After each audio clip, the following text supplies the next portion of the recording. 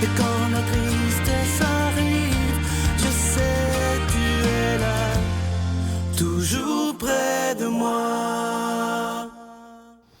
Bonjour, déjà le milieu de la semaine, mercredi. J'espère que vous avez bien dormi. Aujourd'hui, on s'en va rejoindre quelqu'un qui nous apprend toujours beaucoup par son style bien à lui. Et c'est quelqu'un que j'apprécie énormément et je sais que vous aussi, on a tellement de commentaires sur lui. Raymond Gravel.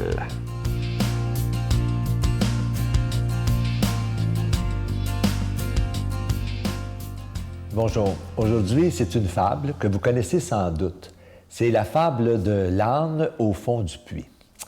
Alors, ça se passe en campagne. C'est un vieux fermier qui a un vieil âne et son âne est tombé dans le puits.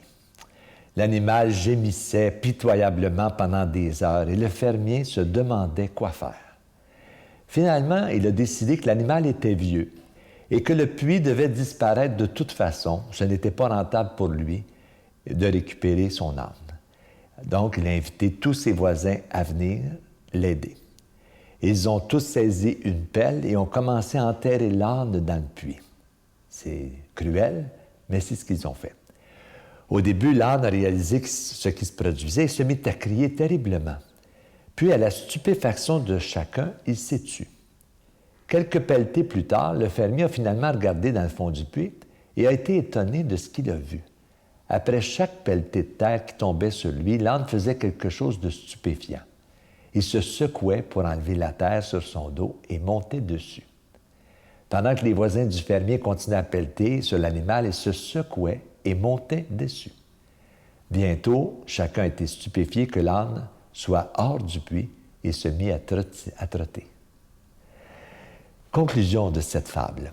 La vie va essayer de nous engloutir de toutes sortes d'ordures. Le truc pour se sortir du trou est de se secouer pour avancer. Chacun de tes ennuis est une pierre qui permet de progresser. Nous pouvons sortir du puits les plus profonds en n'arrêtant jamais. Il ne faut jamais abandonner. Il faut se secouer et foncer. Et c'est ce qu'on apprend dans la vie. Il y a 5 règles à suivre. 5 règles toutes simples. Ne jamais oublier surtout ces règles, surtout dans les moments les plus sombres. Pour être heureux ou heureuse, il faut libérer son cœur de la haine. Deuxièmement, il faut libérer son esprit des inquiétudes.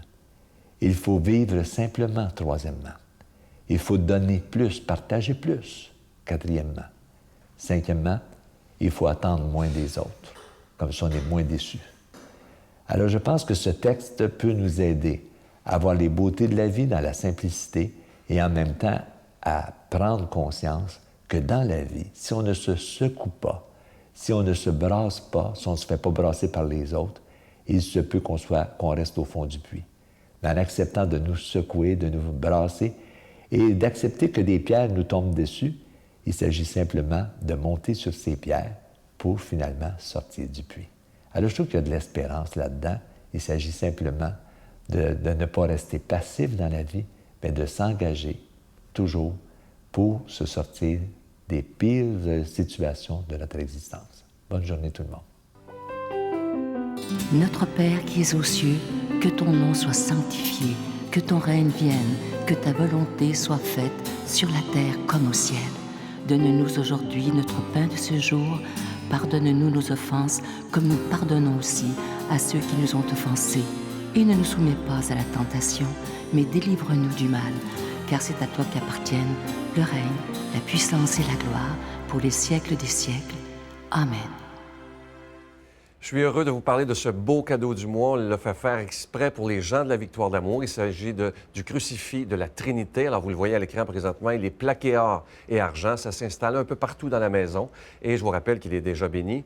Et ce qui est beau, c'est que c'est la Sainte Trinité. Vous voyez sur la croix, Jésus, évidemment, l'Esprit Saint qui est représenté par une colombe, et tout en haut, une image de Dieu le Père. Alors, c'est un très, très beau crucifix qui se donne aussi très, très bien en cadeau. Je vous rappelle que vous le recevez avec un don de 25 $ et si vous en voulez deux, avec un don de 40 $. Et je vous donne l'adresse, la Victoire de l'amour, casier postal 120, succursale Boucherville à Boucherville, le J4B 6, je vous la redonne, la Victoire de l'amour, casier postal 120, succursale Boucherville à Boucherville, le J4B 6. Également par téléphone, par carte de crédit, du lundi au jeudi de 8h30 à 16h30 dans le 514-523-4433, 523-4433 ou sans frais, le 1-888-811-9291, 1-888-811-9291 et aussi sur notre site Internet, le www.lavictoiredelamour.org. Alors, je vous rappelle cette belle croix murale, le crucifix de la Sainte Trinité qui est plaqué argent et or, une belle exclusivité de la Victoire de l'amour. Et je vous rappelle, comme je vous le disais il y a quelques secondes, ça se donne vraiment bien en cadeau. Et lorsqu'on décide de mettre une croix dans notre maison, une très belle croix comme celle-ci, c'est comme si on disait au Seigneur, bien, viens protéger ma demeure, viens bénir tous ceux qui entreront dans ma maison afin qu'ils ressentent une paix dès qu'ils entrent chez moi. Je vous remercie de tout cœur de votre prière et merci de votre générosité.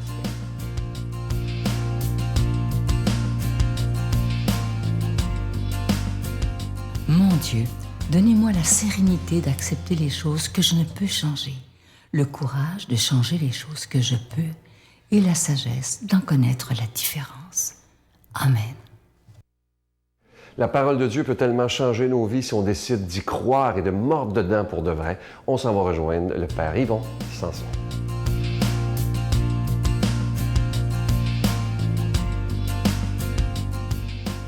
Bon matin à chacun et chacune d'entre vous. L'Évangile de ce matin, j'aime mieux vous la raconter parce qu'en même temps que je vous le raconte, vous allez vous souvenir de cet Évangile qui est assez étonnant et je me dirais, ça ferait un très, très bon film. Un jour, quelqu'un qui a des grandes vignes s'en va sur la place publique pour embaucher des gens, pour travailler à sa vigne. Et il s'entend avec certains travailleurs pour une pièce d'argent et les travailleurs s'en vont à sa vigne pour la journée. Un peu plus tard dans la journée, il retourne sur la place publique et il voit encore d'autres personnes qui sont là. Donc, il les engage en leur disant « Je vous donnerai ce qui est juste ». Et les personnes vont travailler à la vigne. Un peu plus tard encore dans la journée, la même chose. Et il invite encore les gens à aller travailler à sa vigne. Quand arrive 5 heures de l'après-midi, il retourne sur la place et trouve encore quelques travailleurs qui sont là et qui sont restés à rien faire toute la journée. Il leur demande « Mais pourquoi vous restez là? Pourquoi vous n'avez rien fait de la journée? » Les travailleurs lui disent « Bien, simplement, c'est que personne ne nous a engagés. Alors moi, je vous engage, allez travailler à ma vigne et je vous donnerai ce qui est juste. » Peu de temps après, la journée finit et ils appellent tous les travailleurs pour leur donner leur salaire.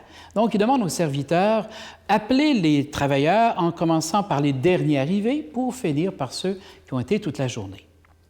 Ils donnent les derniers arrivés, ils leur donnent une pièce d'argent. Tout le monde s'étonne un peu. Et finalement, quand arrivent les premiers qui ont fait toute la journée, ils leur donnent aussi une pièce d'argent. Ceux-ci ne sont pas contents en disant « Mais maître, tu nous as engagés depuis ce matin, on a pané sous le soleil, on a travaillé toute la journée et tu nous donnes le même salaire que lui qui vient de faire 1 heure. C'est pas juste. » Ce n'est pas juste. Ah, important ce mot-là.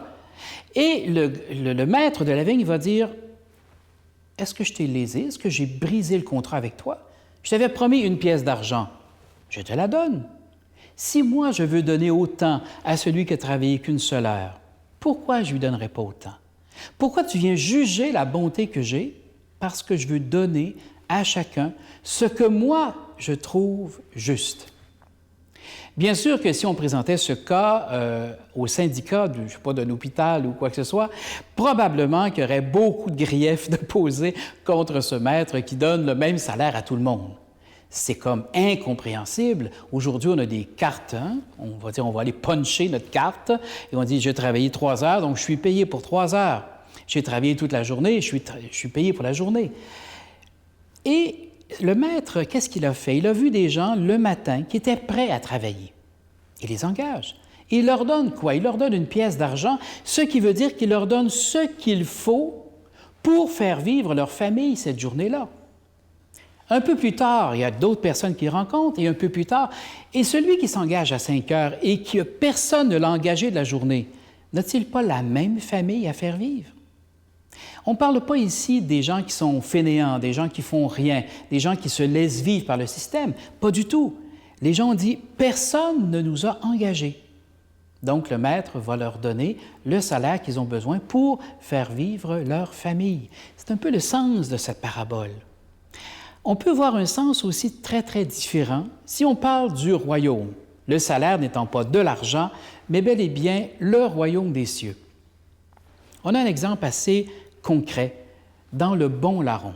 Jésus est sur la croix, Jésus va mourir dans quelques instants, et il y a quelqu'un qui l'insulte sur la croix, l'autre croix, et qui va dire « Mais si tu es le Messie, alors sauve-nous et sauve-toi aussi. » Alors que l'autre larron, en passant, un larron, c'est un voleur. C'est pas quelqu'un de bien, là. Donc l'autre qu'on a nommé le bon larron va simplement dire « Seigneur, souviens-toi de moi quand tu seras dans ton royaume. » Et Jésus va lui dire « Aujourd'hui même, tu seras avec moi dans le paradis. » C'est la seule personne qu'on sait de façon très, très claire, puisque c'est Jésus qui l'a dit, qu'il était justement dans le paradis. Probablement qu'il y a des gens qui étaient au pied de la croix, les disciples de Jésus qui se tenaient au loin, qui disaient « Mais nous, ça fait 3 ans qu'on est avec lui, ça fait 3 ans qu'on marche à ses côtés. » Et la seule personne à qui il a certifié qu'il était vraiment dans le royaume, c'est ce larron qui est là. Le Seigneur veut bien donner à tous et chacun une pleine mesure de son amour. Pas la moitié, pas le quart. C'est pas parce que tu as découvert le Seigneur plus tard dans ta vie que tu vas avoir moins d'amour de Dieu que celui qui est venu au monde et qui a été baptisé et qui a vécu dans l'amour de Dieu toute sa vie. Quand Dieu donne son amour, il donne la totalité de son amour. Il ne peut pas donner qu'une petite partie. Ainsi, chacun de nous, quand nous recevons l'amour de Dieu, nous avons la pleine mesure, et cela tous les jours de notre vie, même les jours où nous, on se sent loin de lui. Jamais lui ne sera loin de nous. Alors ce matin, avec tout son amour, accueillons sa bénédiction pour chacun de nous, par le nom du Père, du Fils et du Saint-Esprit. Amen. Je vous salue Marie, pleine de grâce. Le Seigneur est avec vous. Vous êtes bénie entre toutes les femmes, et Jésus, le fruit de vos entrailles, est béni. Sainte Marie, Mère de Dieu, priez pour nous pauvres pécheurs, maintenant et à l'heure de notre mort. Amen. Des vacances ressourcement sur des airs de musique country. Pour la 19e année consécutive, la Victoire de l'Amour vous invite à son ressourcement annuel à la Riviera Maya au Mexique, à l'hôtel Ocean Turquesa, du 17 janvier au 2 février 2014, en compagnie de Sœur Angèle, l'abbé Raymond Gravel, Sylvain Charon et en spectacle chanteur country Irvin Blais. Informations et réservations, voyage intermission au 514-288-6077 ou sans frais 1-800-465-3255. Bonjour, ici Irvin Blais. Je tiens à vous inviter à venir passer avec nous à Riviera Maya au Mexique 2 semaines de rêve. Pour s'amuser, être heureux, puis je vous y attends. Je veux que vous soyez avec nous autres.